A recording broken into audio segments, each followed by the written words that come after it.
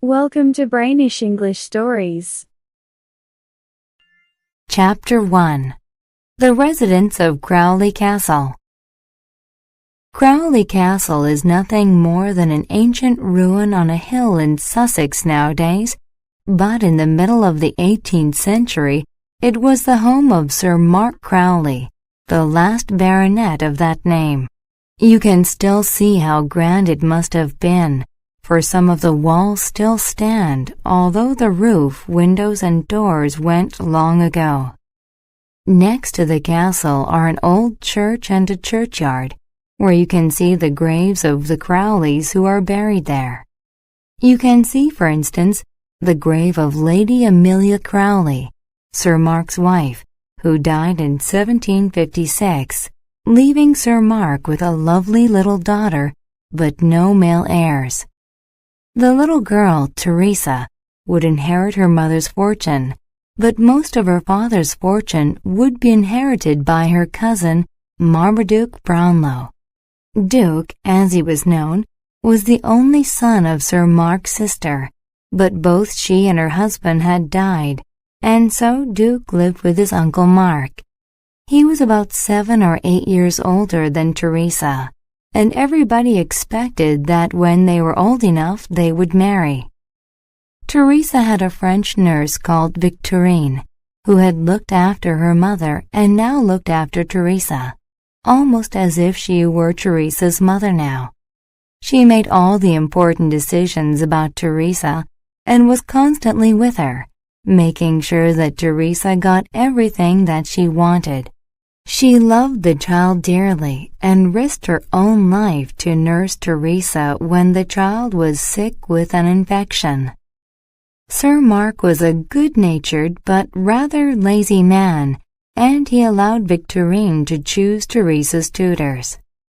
The parson's wife, Mrs. Hawtrey, who was a distant relative of Sir Mark and whose daughter Bessie had lessons together with Teresa, was sometimes consulted about the choice of tutors, but she was too afraid of Victorine to oppose her. Bessie was the same age as Teresa, but she was a much gentler, quieter girl than her classmate. They shared their lessons with Duke, who seemed like a young man to them, while they seemed like children to him. When the girls were about 15 years old, Bessie and Teresa quarreled, and Duke, believing that Teresa had been unfair, told her that the quarrel was her fault. Teresa was surprised. "How can it be my fault? Bessie comes here for lessons, but she doesn't pay for them, so she should try to remember the lessons for me.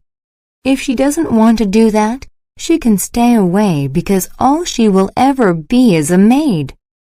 As soon as she had said it, she was sorry because she could see that Duke thought it was mean. He told her how disappointed he was, and Teresa became so upset that she went to her room in tears. Victorine found her there and asked what was bothering her. "It was only something that Duke said, that is all." "Duke should not say anything to you that you do not want to hear, because he is not your husband yet." This was the first time that Teresa had heard of the plan that her father had for her. She didn't say anything to Victorine, but walked to the parsonage and apologized to Bessie for being so mean. A few moments later, the girls were friends again, and when Duke next saw them, he was surprised and could only think to himself that women were very strange, and that he would never understand them. Duke was a fine young man by this time, and was just finishing his studies at Oxford. Teresa would look at him from time to time, wondering whether she would marry him or not, and continually changing her mind about it. He was about to go on a grand tour of Europe, which most young gentlemen did in those days, usually staying away for 3 years. Before going on the tour, Duke spoke to Sir Mark about marrying Teresa when he returned, but Sir Mark thought it would be better not to say anything to Teresa about it yet, so that she would not worry too much about Duke in his absence. Duke sadly agreed and set out for London the next day, leaving two very disappointed girls behind him. Teresa was angry that he was going, but Bessie was simply sad, and Duke noticed the difference. Once Duke had gone, Sir Mark was lonely and decided to spend some time in Paris. He remained there for some months, and the following year decided to go again, this time taking Teresa and Victorine with him, so that Teresa would also have the experience of living in Europe for a while. He was afraid that Duke might find her too uneducated to be his wife, and change his mind about marrying her. Teresa was overjoyed at the news and kissed her father until she was tired. Then she ran to her room to tell Victorine, and then she ran to the parsonage to tell Bessie. She promised Bessie to bring back some dresses from Paris for her, but Bessie was not very excited by this, which was just as well because the promises were never kept. Sir Mark rented a very good apartment in one of the best streets of Paris, and Victorine was beside herself with joy. Now her young mistress would be seen for the beautiful young woman she was.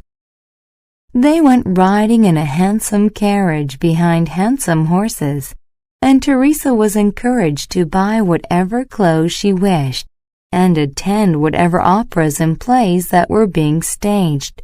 Sir Mark introduced his daughter to Madame la Duchesse de Lagrange, who promised to care for Teresa as if she was her own daughter and took her everywhere. Teresa was admired by all the men she met, particularly by a relative of Madame la Duchesse de Lagrange, the Count de Lagrange. He was a handsome man who dressed well, and although Sir Mark heard some rumors about his past, the young man always behaved like a perfect gentleman when he was with Teresa. Victorine was very proud of her young lady and took great care to dress her well and make her look as beautiful as she could whenever she went out, and Teresa enjoyed the new experience of being popular in a large city.